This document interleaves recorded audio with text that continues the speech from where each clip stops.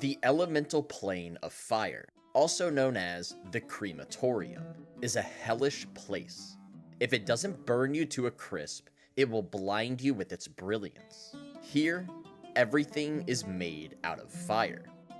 Filiag Highthumbs, a researcher from Sigil, once wrote this of the plane of elemental fire in his Planes and Travel journals. Quote, "If there's a more hostile place than the elemental plane of fire anywhere in the multiverse, it's being kept in the dark. From start to finish, this plane is nothing short of destruction incarnate.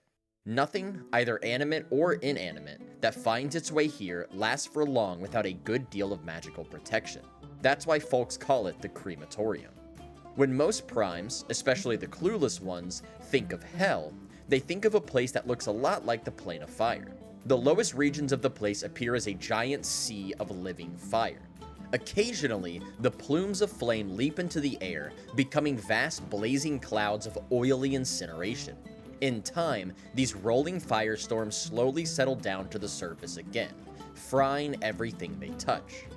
If a body hasn't tumbled to the idea yet, it's really, really hot here." End quote. So this video is going to go over everything specific to the elemental plane of fire. However, I do have a video on the elemental planes as a whole that covers some properties and terminology that I don't explain in this video, as I want to repeat myself as little as possible. So if you haven't seen it already, you should check out my video titled The Inner Planes, which I will link in the description. Anyway, back to the plane of fire. Almost the whole plane is made out of fire. It's not that everything is on fire, but it is literally made out of fire itself. Fire that has been compressed into liquid form makes up the oceans, and even denser fire that is solid makes up most of the land. Now, your initial visualization might be that everything is red and orange, and admittedly that is how it is presented in most of its artwork. However, every color of flames can be seen here. The mesmerizing yellows and oranges of a typical campfire, the bright white outlined with hot red of coals and embers, the radiance of heated steel, and the blues and greens of flames from alchemical experiments. Most of the plane is a vast ocean of liquid flames called the Sea of Fire. Now, when I say liquid flames, I don't mean lava or magma. Those are heated earth. This is fire that has been compressed into liquid form. Now, those of you who know anything about science might say this is impossible or doesn't make any sense, but this is an entirely different plane of existence, where the laws of physics that we know don't necessarily apply. Also, it's a fantasy universe, so don't let it bother you too much. Now, this liquid fire resembles brightly burning coal, and has the consistency of water. It can be swam or sailed through just like any normal ocean, but the person or vessel must be immune to fire, obviously. The sea covers a majority of the plane, and is only 15 feet deep. At its bottom is the foundation of the plane, which is made of even more compressed fire. Although this fire is so dense, it has become solid. In places where the sea level lowers, this rises above, becoming an island or section of land, if you want to call it that, within the plane. This land resembles white-hot metal, and in 2nd edition was smooth and solid to touch, feeling very similar to glass. However, in 3rd edition, it is described as constantly shifting and felt like walking on hot coals, so it was looser and you would sink to your ankles. This shifting surface made permanent structures impossible to build. In addition to this solid fire, land masses of volcanic rock also exist, so you might find mountains of obsidian, islands of basalt, or deserts of pumice. According to 5th edition, the plane of fire does have a sun, which hangs in its golden sky. Although this sun never completely sets, the plane did have a day-night cycle. At noon, it is blindingly white and hot, while at midnight it is a deep red that rests on the horizon. Fierce storms of ash and cinders sweep through the plane at all times, ranging from blustery winds to hurricane levels of power. The elemental plane of fire is a place of unimaginable heat. Most things, whether they be objects or people, that enter this plane are incinerated, burning so thoroughly they don't leave ash or any residue behind. The exception to this is 5th edition, where it's just as hot as a mundane desert. The sea of scorching waves splashes against the lands of fire, while the scalding skies above fill with invisible ripples of pure heat. The Fountains of Creation mountain range extends from the plane of earth and wraps around the Cinder Wastes. Close to the plane of air, there are more burnable materials, clouding the region with haze and soot until you reach the para-elemental plane of smoke. Towards the plane of earth, actual solid ground appears, along with basalt columns and less impervious materials which flow as lava. When the fire is finally subsumed by rock, you have reached the para-elemental plane of magma. The flames become brighter as you move toward the positive energy plane, until light washes them out and all flames become a single, indistinguishable source of light as you reach the quasi-elemental plane of radiance. In the other direction, towards the negative energy plane, the flames start dying, the air cools, and eventually you reach the quasi-elemental plane of ash. Travel. So first let's discuss, how do you get here? Obviously, you can arrive on the plane of fire just like any other plane, by using a door and sigil, or by using spells such as Gate or Plane Shift. If using Plane Shift, the material component is a copper tuning fork tuned to the note of A. Just like all inner planes, the plane of fire is connected to the ethereal plane, so one can travel through the deep ethereal and then find an ethereal curtain of the correct color. The color for the plane of fire differed between editions, red for 1st and 2nd, a flickering green for 3rd, and orange for 5th. The plane of fire, along with the other 3 major elemental planes, can be reached via elemental vortices on the material plane. Vortices to the plane of fire are the rarest kind of elemental vortex, only appearing in great concentrations of fire, such as a vast forest fire or the heart of a volcano. Now, those are the standard ways of traveling to the inner planes, but let's discuss a few specific gates to the plane of fire. There is a portal located in Agathis, the lowest sphere of Carcery, which leads to the plane of fire. It is an immense portal bound in a great ring made from the bones of intelligent creatures. The only way to activate the gate is to press a bone against it, but the bone must be from a type of creature whose bones have never been used for this portal before. There also persist rumors of a basalt-framed portal to the plane of fire within the Tower of Arcanoloths, a Yugoloth tower in Gehenna. Opening this gate, assuming it actually exists, requires one to have a black heart, meaning evil alignment, and carry an open flame.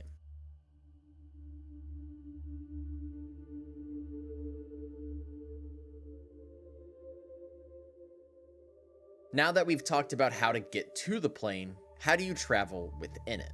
In 1st edition, the plane of fire has no gravity, just like all the other inner planes, so movement works the same as the other ones by choosing a down direction and falling in the desired direction. However, given the limited visibility, this is quite dangerous as you won't know if you're going to plummet into something. In all other editions, the plane of fire has normal gravity, so normal modes of transportation are all possible, such as walking, swimming, sailing, etc. Most of the plane consists of the Sea of Fire, so sailing is probably the most common. Because the air here is so thin, non-magical flight doesn't quite work. In 2nd edition, it just straight up doesn't work at all, while in 3rd edition, it works, but it's worse, lowering one's maneuverability class by 1 and their fly speed by half. However, magical flight is unimpeded. Like all the inner planes, finding a specific location within the plane of fire, or finding your way to the border of a different plane, is impossible without the help of someone native to the plane. Elementals of fire tend to be hostile, but some can be recruited as guides in exchange for rare or interesting combustible materials, which they consume for similar reasons that primes use perfume or cologne. Properties. So first let's discuss the physical properties of the elemental plane of fire. First, we have, of course, burning. In 1st, 2nd, and 3rd edition, the air burns everything that it touches. Any flammable material, such as like wood or paper, not protected by magic will burst into flames instantly upon arriving here. Water, ice, and other liquids will boil into steam instantly. This includes food and water, respectively, so bringing food here will do nothing unless you can magically protect it somehow. A create food and water spell will only conjure a flash of steam and an inedible lump of charcoal and ash. Stone melts into magma in 2 rounds, then boils into vapor after 2 more rounds. Metal items melt in 2 rounds as well, and can disable limbs as per the heat metal spell. Magic items are allowed a saving throw versus magical fire to avoid this destruction, with varying penalties based on type. The destruction of objects from this heat does damage anyone who's in contact with it or the cloud of steam that it becomes. However, volcanic stones such as obsidian, basalt, and pumice are immune to this heat. In first edition, creatures not immune to fire must succeed a saving throw versus breath weapon or die immediately. On a success, they would take 4d10 fire damage every round, although this damage would be reduced with a high enough AC. In second edition, it's a bit contradictory. According to the book Inner Planes, creatures made of flesh and blood take heat damage per round based on their natural AC, but there's no instant death mechanic. However, according to another second edition product, the Planescape campaign setting box set, living creatures must make a saving throw versus breath weapon or immediately die just like in first edition, but if they succeeded, they would then take 5d10 damage each round. All of these apply to creatures and items not protected by magic. Spells such as Protection from Fire and Fire Plane Protection, or magic items like a Ring of Fire Protection, protect one from the superheated air of the Plane of Fire. The mage Hythamus Runhere invented a specific kind of homunculus made from the skin of an Afriti that one can wear, which protects from the heat of the plane. In third edition, the burning affects people, so each round characters take 3d10 fire damage and have a chance of catching on fire, but it says nothing about objects. In 5th edition, the plane doesn't hurt anything. It's only as hot as a desert on the material plane, so it's still uncomfortably hot, but not so hot it will kill you and destroy your items. Breathing. In 1st and 2nd edition, the atmosphere is thin, extremely hot, and mixed with noxious gases. So, even if you are able to protect yourself from the intense heat, if you're someone who needs air to breathe, you're going to have a hard time. In 1st edition, creatures that breathe air take 1d10 damage per round and are affected as if by a cloud kill spell. In 2nd edition, it's the exact same, but they are allowed a saving throw versus breath weapon each round to avoid the damage. Holding your breath will prevent this, but of course that is only a temporary solution. Anything that protects against poison protects one from this danger. Additionally, not needing to breathe or being able to breathe other matter such as by the spell Breathe Fire also prevents this hazard. In 5th edition, the air is breathable but filled with stinging cinders that will hurt if one doesn't cover their mouth. Vision and senses. The plane of fire is misty, translucent, and extremely bright, with every color imaginable illuminating every part of the plane. So while there is no lack of light, fire is difficult to see through when compared to air. Its brightness can be blinding at times, and the heat causes the air to ripple, distorting one's vision like the mirages of a desert. Additionally, the air is filled with smoke. Non-native creatures have their vision reduced to 120 feet, but natives to the plane can see twice as far. There are special glasses made from smoky quartz sold in the city of Brass that give outsiders this 240-foot vision. In 3rd edition, the continuous crackling of flames gives a -2 to listen checks. Infravision doesn't work, as the entire plane has so much heat, the difference in temperature from place to place is not significant enough to be noticeable. However, non-natives appear as cooler spots against a bright, hot background. Additionally, there's really just not a lot of dark places to look at. Gravity. In 1st edition, the plane of fire had no gravity. Or more specifically, it had subjective gravity, where you could choose your own down direction and fall that way. However, in every other edition, the plane of fire has normal gravity, setting it apart from the rest of the inner planes.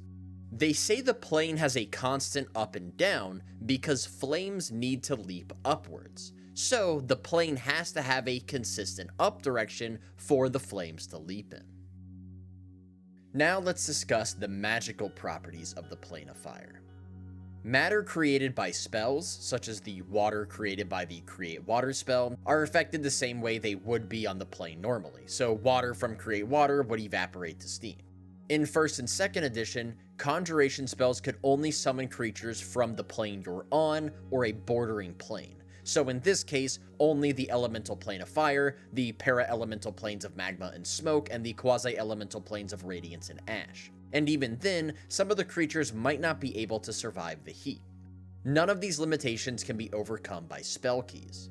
In 1st edition, because the atmosphere is so thin, spells like Control Winds and Control Weather don't work unless you're inside a pocket of air. In 2nd edition, air and earth magic is diminished. The caster is treated as one level lower and can't cast any of these spells that are higher than 4th level. while water magic just straight up doesn't work, and fire magic is enhanced, meaning the caster is treated as 1 level higher and saving throws against it are at -1. In 3rd edition, spells with the fire descriptor have their numerical effects maxed out, so a damage spell would deal max damage, for example, and their ranges are doubled. Spells that use or create water require a successful spellcraft check, otherwise they won't work. Spell keys. Spell keys are something from the 2nd edition Planescape campaign setting. As many of you Planescape nerds already know, spell keys are specific ways of casting spells that allow arcane casters, so wizards, sorcerers, and the like, to bypass some of the magical restrictions of the plane. Now, things that aren't physically possible, like conjuring water on the plane of fire, cannot be bypassed by spell keys, but a spell key could prevent the diminishing of air and earth magic. Spell keys for the elemental plane of fire are always dance-like movements that mimic the leaping of flames, connecting the caster to the energies of the plane. Encounters. So, what kind of hazards and obstacles can one encounter on the plane of fire? The plane of fire has many environmental effects that you can run into, including rains of ash, hot spots where the area is significantly hotter, dealing double damage, cold spots where the temperature is cool enough to actually be habitable, closely resembling normal temps on the material plane, and acting as oases for creatures from other planes, eruptions of hot flames that explode with heat, which can be completely random or can lay in wait and be triggered by a creature moving through the region, shadow fire, which despite its name looks like regular fire, however they are cool to the touch, and they actually deal damage to creatures with resistance or immunities to fire, even those with magical protections on, and vortices to the prime material plane, which can take the form of a giant fireball or column of fire. Spiraling flame. This is a rare phenomenon, some say that only one exists on the entire plane, that is a spiraling column of flame that captures elementals, shrinks them into a small container, and then casts the container into another plane. Creatures caught are treated as an Efreet in an Efreet bottle, meaning they can be compelled to serve the owner once per day. Elemental pockets. If you don't already know, elemental pockets are pockets of the other elements that have made their way to this plane. On the plane of fire, elemental pockets are very rare, since the heat is so intense it destroys most other elements. Elemental pockets are consumed at a rate of 20 yards per day, so a pocket 400 yards in diameter would be completely gone after 20 days. Pockets of ash, magma, smoke, and radiance are only consumed at a rate of 10 yards a day because of their close relationship to the element of fire, while pockets of water, ice, steam, ooze, and salt are consumed at a rate of 40 yards per day. This leads to the plane of fire being the purest of the elemental planes, and to many of its natives considering fire to be the superior element, since it overpowers all others. Permanent elemental pockets can only persist if its borders are protected by a magical spell or device, such as a wall of force. Air pockets here are invisible like always, but give off yellow-white flames on their borders and are even hotter than the fire around them. Earth pockets usually melt into magma pockets, but volcanic stone, such as basalt, obsidian, or pumice, stays solid and forms giant blocks of rock that are frequently tunneled into by other creatures. Smoke pockets are just clouds of hot smoke that hang in the flames. Magma pockets are the most common types of pockets on the plane of fire and appear as balls of lava. Ash pockets look similar to smoke pockets, but they drain the warmth out of any creature it touches. Radiance pockets resemble glowing hotspots, but are the same temperature as the rest of the plane, and they have the same effect as the plane of fire, with the addition of blinding those who fail a save. Lightning pockets look like storm clouds that constantly boom with thunder and strike out with lightning. Vacuum pockets look like pockets of air, but the flames on its edges are redder than those of air pockets, and it contains no breathable air. Dust pockets are usually charred to cinders, so they're quite rare, but they resemble smoke or ash pockets. However, they break down any solid matter, dealing damage per turn and reducing them to dust if they reach 0. Mineral pockets are superheated stones and crystals that resemble basalt, but upon touching any of its surface, there is a 10% chance it explodes. Salt pockets are rare and look similar to smoke, ash, or dust pockets. Steam pockets are pockets of superheated water vapor and resemble smoke pockets, but are blue or white instead of gray. Water pockets are extraordinarily rare as they diminish rapidly, but they resemble globes of freestanding water. Ooze pockets are giant globs of sludge, but they bake in the intense heat of the plane, transforming their exterior into dried mud that resembles an earth pocket. And ice pockets are even rarer than water pockets, as they usually melt and they can only exist if surrounded by cold spots. So last we have hooks and bubbles. If you've watched my video on the plane of air, which if you haven't, you should go do that, I do discuss these, but I'll briefly explain them again for the sake of completeness. So first, let's talk about hooks. Anytime a spellcaster summons an elemental, a glowing hook will appear in the appropriate elemental plane, luring the closest elemental to it. So it's exactly like that SpongeBob episode. When they touch it, it then summons them to the prime. If a non-elemental touches it, they must make a saving throw versus spell. On a success, they aren't affected, and on a failure, they are thrown into the deep ethereal. However, if they roll the exact number of the saving throw, so a 5% chance, they then are treated as an elemental creature, meaning they are summoned to the prime material plane under the command of the summoner. And then we have bubbles. When someone casts Contact Other Plane, contacting a being on the inner planes, a silvery sphere between half an inch to 9 inches in diameter appears in the target plane. When popped, the sender's question appears in the mind of the being that broke it. An answer can only be sent back if the being has the ability to do so. Inhabitants. The inner planes are generally marked by rigid social structures and racial segregation. Earth elementals hang with only other earth elementals, steam methods stick with other steam methods, etc. The elemental plane of fire does not always follow this, and tends to be the most diverse of the inner planes. One being might rule a kingdom composed of an array of varying races. Salamanders are the exception to this, but I'll get to them in a moment. So first, let's talk about the elementals. So first we have true elementals. True elementals are the standard elemental you think of when you think of an elemental, beings that embody their element, such as a creature made out of leaping flames. Since they are composed of only fire, true fire elementals are difficult to see on this plane since the entire plane is all fire, but they are distinguishable as separate entities by their colors. They view prime material beings as, quote, walking water bottles looking for an accident to burst, end quote, and thus tend to be hostile. It is not uncommon for them to attack fleshy creatures simply to feed on the flames. However, the ones of lower intelligence can be recruited as guides. Efreet. The Efreet are the genies of fire. They resemble muscular, red-skinned humanoids around 12 feet tall. They are said to be made out of basalt, bronze, and flame itself. They are militaristic, claiming territory for the good of the plane, with outposts dotting fiery landscapes and stocking fortresses with thousands of soldiers. They are ruled by the Grand Sultan Murak al-Sidan al-Harik bin Lazan, the Lord of the Flame, the potentate incandescent, the tempering and eternal flame of truth, the smoldering dictator, and so on. Although 4th edition retcons this by saying the Lord of all Efreet is named Basham Gurda instead.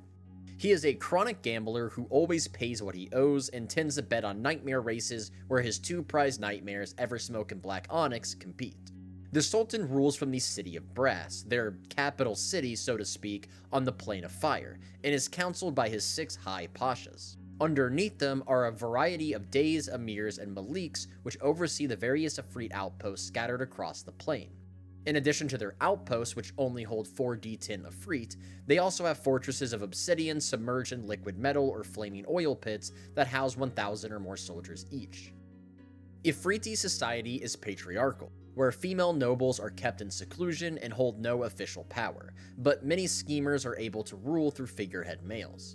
Their palaces are large, imposing, and littered with servants and slaves, designed to demand respect and fear. The Efreet utilize a lot of slave labor, usually traded from the Tao of the elemental plane of Earth with magic or iron wrought work. Fire elementals view the Efreet as aggressive and opportunistic. They have mutual hate for Jinn and Marids, and they view themselves as the masters of the plane of fire, above the rest of the races here. One small note I'd like to make is that Efreet is the plural, while Efreeti is the singular. Normally in the English language, it's the other way around, and ending a noun in I makes it plural, but for genies, it's the opposite, at least for the Efreet. Next, we have the Azer.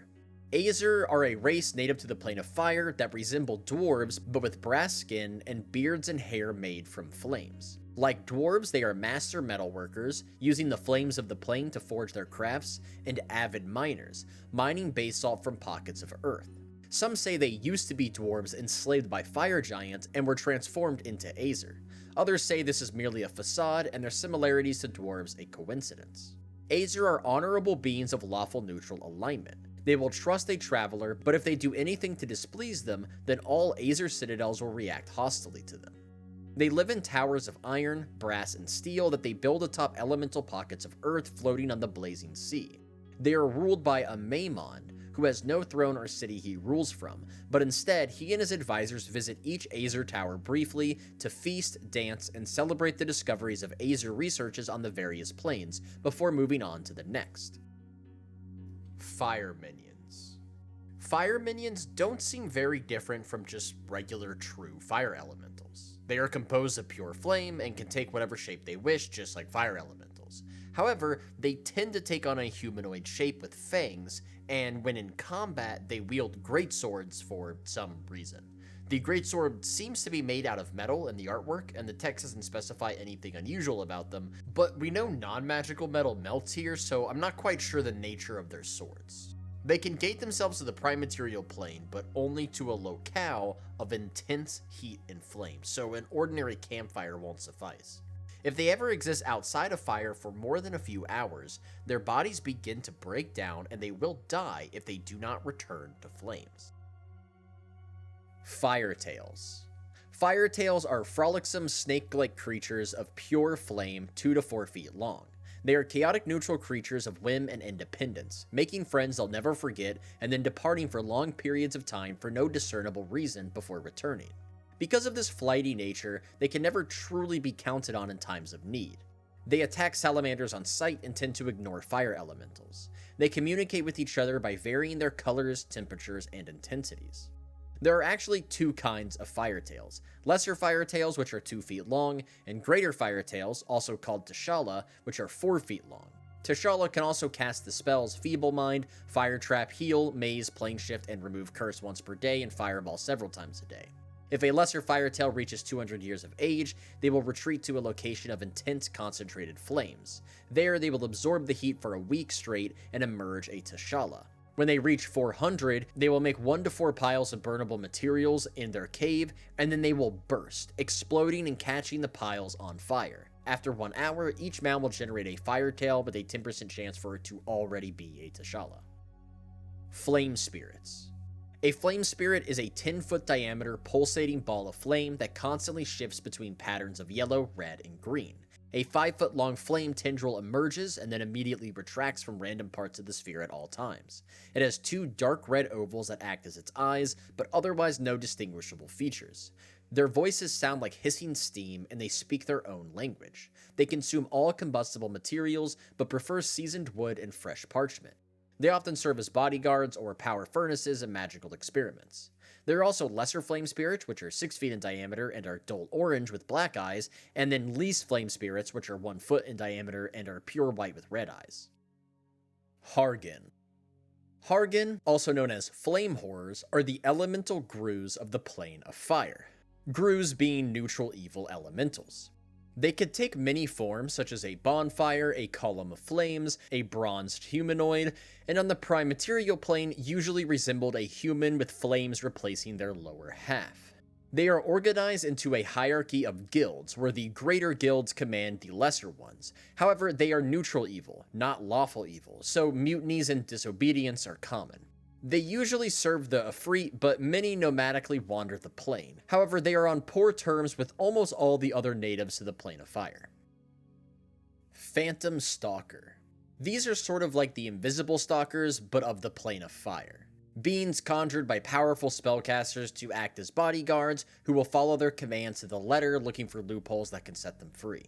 Just like invisible stalkers, they are capable of unerringly tracking a quarry. However, in their case, they can only track someone who killed their summoner. Their true form is a thin pillar of fire with a humanoid arrangement of limbs, resembling an emaciated fire elemental, but they have the ability to polymorph and usually take the form of an 8-foot tall humanoid with fiery eyes while on the material plane. I'm assuming their artwork is representing this polymorph form, however, it makes them look like an alien from a 1950s sci-fi film. When angered, they lose their solid form and they look like a burning ghost. In addition to Ignan, they can speak the common tongue of every prime material world. Pyrophore. Pyrophores are fire elementals that have taken to the chaotic alignment. specifically becoming chaotic evil. They resemble flickering 5-foot diameter coals that periodically flare out with finger-like flames. They relish in fire-destructive properties and enjoy to burn areas of the prime material plane. Helions. Helions are fire elementals that have taken to the lawful alignment, specifically becoming lawful good. They usually resemble a 20-foot diameter ring of fire, but can shrink down to 1 foot across or expand to 40 feet in diameter. They shun violence of all kinds and are extremely good creatures. They form family groups called rings, consisting of 2 to 5 Helions, and frequently meet to discuss and debate philosophy with others of their kind. They are famed philosophers and negotiators, and adventurers are known to seek them out for advice and aid in times of need. Salamanders. These have copper-colored humanoid torsos with the bottom half resembling a large snake that starts orange and fades to dull red at the tail's tip. They are cruel, evil creatures that only respect power. Anyone not immune to fire or who can't deal great amounts of damage, they do not respect and will kill torturously. They often travel to the prime material plane on specific tasks, but what these tasks are only known to them. They despise the cold and can only exist in places lower than 300 degrees for a few hours, but prefer places at least 500 degrees. They always wield metal spears, whose metal can be used in the creation of rings of fire resistance, and their ichor is used to create potions of fire resistance. Once every 10 years, each salamander asexually produces a single larva called a fire snake. Some of these larvae, but not all, eventually grow into larger, more intelligent creatures called lesser salamanders. Some, but not all, of these grow into normal salamanders, and then 1 in 100,000 normal salamanders become noble salamanders, but only after at least 1,000 years of life, which are the most powerful of their kind and act as the rulers. Lesser salamanders are neutral evil, normal are chaotic evil, and noble are lawful evil. Other inhabitants. So besides elementals, what other creatures are here? Well, first let's start with the animals. There are many animals native to the plane of fire, which are capable of withstanding the heat. Fire beetles, which are giant beetles that glow red. Waveras, which are 8-legged black lizards. Scapes, which are teleporting rodents. And various black flies, glowing hornets, and other crawling insects. You of course have animentals, which are elementals that resemble animals of the prime material plane but are made out of pure flames. And then you have monsters. Monsters that are immune to fire but native to other planes can also be found making a home here, such as fire newts from the prime material plane, devils from the 9 hells, and hellhounds from... well, it's unclear where exactly hellhounds are from. Despite their name, they're not from the 9 hells, and they're not from the prime material plane either. According to 4th edition, they were created by primordials when the world was young, so perhaps they're native to the plane of fire. However, 4th edition didn't actually have a plane of fire, so who knows. Now let's discuss the powers that live here. First up are the archomentals. Archomentals are the most powerful kinds of elementals, but they're not quite the same power level as gods, and they tend towards good or evil instead of remaining neutral and unaligned like most elementals. So first we have Immix. Immix is one of the princes of elemental evil, ruling over the evil fire elementals. He resides in the heart of a great volcano, surrounded by unburnable volcanic rocks that act as a defense, as he is paranoid of cold, ice, and water entering his domain. He is served by fire elementals, Efreet, and salamanders, and he seeks to destroy all that refuse to bow down to him, and has been winning his battle against the good-aligned Zaman rule, tipping the scale of the plane of fire towards evil. On top of fighting Zaman, he also wages war against Olhydra, the princess of evil water creatures. He appears as an 18-foot tall column of flame surrounded by waves of heat at all times. He continuously crackles and hisses and uses flame tendrils to attack foes and manipulate objects. His top lieutenant is a pit fiend named Asgaroth, who was dissatisfied with his minor role in the 9 hells and gladly took the opportunity for something greater. He manages Immix's armies that seek out Zaman so that Immix can focus on fighting Olhydra. The other archomental on the plane of fire is Zaman Rule, one of the princes of elemental good, ruling the good-aligned creatures of fire. The Azer and Salamanders claim he is the bastard son of Immix. He is served by Azer, Firetails, and a few renegade Efreet. He recently attacked Immix with his army on the Plane of Burnt Dreams, but he was decisively defeated and now bides his time attempting to rebuild his army. He appears as a 10-foot tall, red-skinned humanoid with black hair and eyes, and he can conjure a large, flaming sword. Now that we're done with the Archelementals, let's discuss the gods that live here on the Plane of Fire. Or more specifically, the god, as there's only one documented to live here, and that is Kasuth, the god of fire, the tyrant king of fire elementals. Kasuth is known by many names in Ignan, but they all, quote, sound like the rush of superheated air from a foundry or the crackle of lesser matter being immolated, end quote. He is the most powerful creature on the elemental plane of fire, but he keeps a close eye on Imix who schemes to usurp him. He dwells in the Crimson Pillar, a hotspot constructed of pure elemental fire. He expects perfect honor and loyalty from his servants and is quick to judge, overwhelming those he views as failures with the absolute power of his flames. While other powers battle each other for supremacy, Kasuth is concerned with something far more important, the protection of the plane of fire itself. Any who would invade this plane must be prepared to deal with him. Kasuth's top assassin is a salamander named Garn, who takes out anyone who causes Kasuth too much trouble. Locations. The first and probably the most well-known and most important location on the Plane of Fire is the City of Brass. The City of Brass is the capital of Afridi culture and power.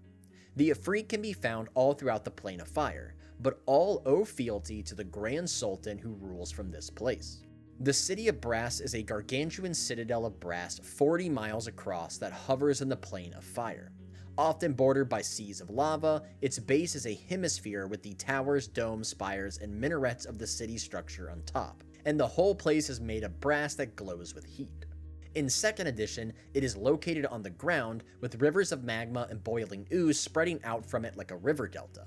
In all other editions, it instead hovers over the plane.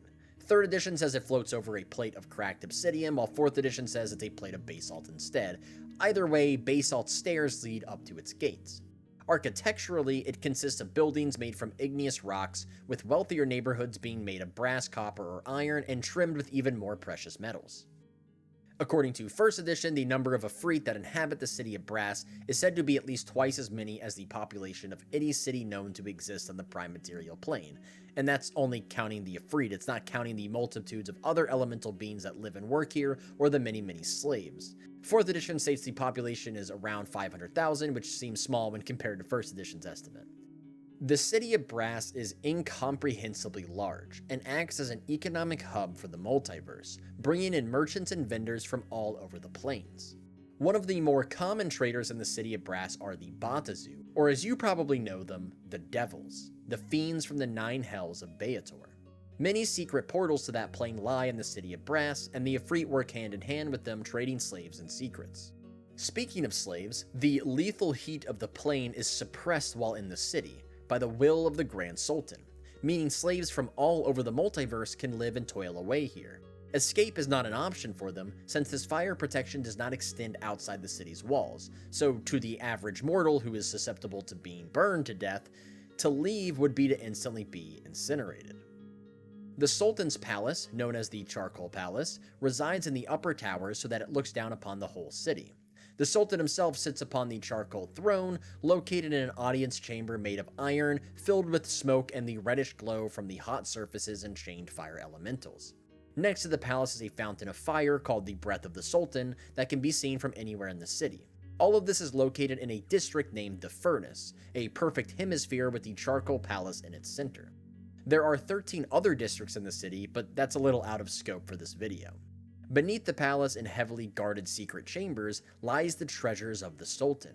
Untold riches lie here, an exact count unknown to everyone but the Sultan, and anyone who is caught attempting to steal from it is publicly executed in an extremely brutal way. Brutal even by Afridi standards. When it comes to laws, there are many, ranging from regulations on how to conduct oneself, how they do business, and how many taxes they pay. However, this is all for non-Ifrit. The Ifrit themselves have very few restrictions applied to them. To break the law means being enslaved to the offending party, usually the city, for a set amount of time, with time added for each infraction. Located near the City of Brass are the Obsidian Fields, which are a slave-tended crop field. It grows the food that sustain the Ifrit in the City of Brass. These foods are Kam, a type of grass, Habat, a type of grain, Verdaba, a tuber, Umbelin, which is a bean, and then Bergamot, which is a fruit that primes call fire fruit. Then, near the Obsidian Fields, is the Sable Forest, a forest of serpent trees where Ifrit nobles go to relax and hunt with their hellhounds. Next we have Jabal Turab, the Mount of Dust. Located 80 miles from the City of Brass, Jabal Turab is a great mountain. A plume of white smoke rises from the top, and it acts as an elemental vortex to the plane of air, which the Ifrit use to invade the plane of the Jinn. The Crimson Pillar, the divine realm of Kasuth, the god of fire.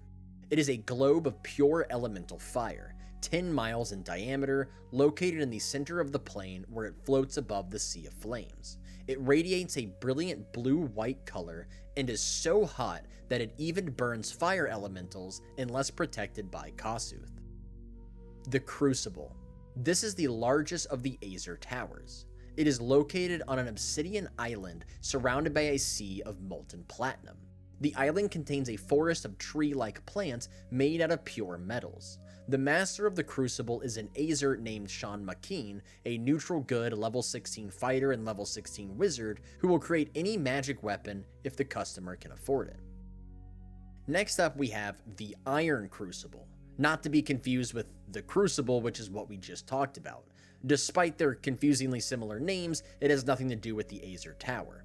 The Iron Crucible is an elemental vortex in the form of a fiery mountain of molten metal that connects the sevenfold mazework of the elemental plane of Earth to lava tubes in the elemental plane of fire underneath the City of Brass. Here, Afridi ships bring Dao trade caravans up to the city.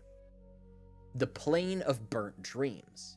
Here, the solid fire that makes up the bottom of the Sea of Fire rises above the sea level, forming a vast plain that's smooth and hard as glass, and glows white like the hottest surfaces.